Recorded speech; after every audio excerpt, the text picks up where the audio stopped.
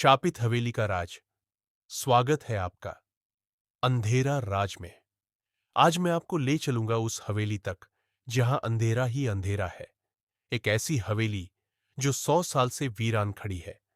लोग कहते हैं वहां रात को चीखें सुनाई देती है, खिड़कियों में कोई परछाई झांकती है, और जो भी अंदर जाता है वो लौटकर कभी नहीं आता। गांव में एक लड़का था, राहुल। राहुल को कभी किसी बात से डर नहीं लगता था। दोस्तों ने उससे कहा, अगर तू इतना ही बहादुर है तो हवेली में रात गुजार कर दिखा। राहुल हंस पड़ा और बोला, भूत वूत कुछ नहीं होते, सब अंधविश्वास है। उस रात ठीक 12 बजे राहुल टॉर्च लेकर हवेली पहुंच गया। दरवाजा चरमराते हुए अपने आप खुल गया, जैसे हवेली उसे अंदर बुला रही हो। अंदर घुप अंधेरा था। दीवारों पर जाले, टूटी खिड़कियां और हवा की ठंडी सरसराहट।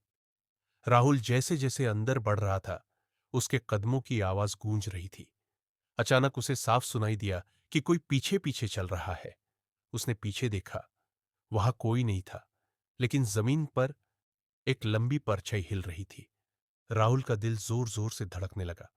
तभी कानों में किसी की धीमी फुसफुसाहट गूंजी, तुम्हें यहां नहीं आना चाहिए था। राहुल कांप गया। टॉर्च उसके हाथ से गिर गई, और जैसे ही उसने ऊपर देखा, सामने एक लड़की खड़ी थी।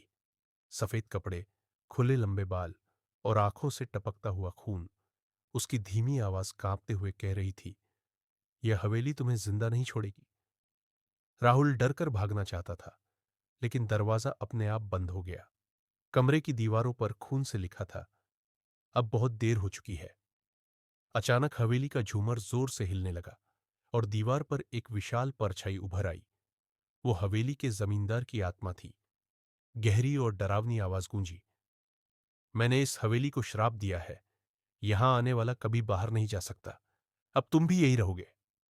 राहुल चीखते हुए दरवाजे की ओर भागा, पर दरवाजा लोहे की जंजीरों से जकड़ा हुआ था।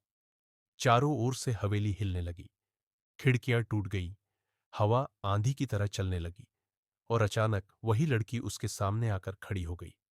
उसने राहुल का हाथ पकड़ लिया और कहा, अब तुम हमेशा मेरे साथ रहोगे, हमेशा के लिए।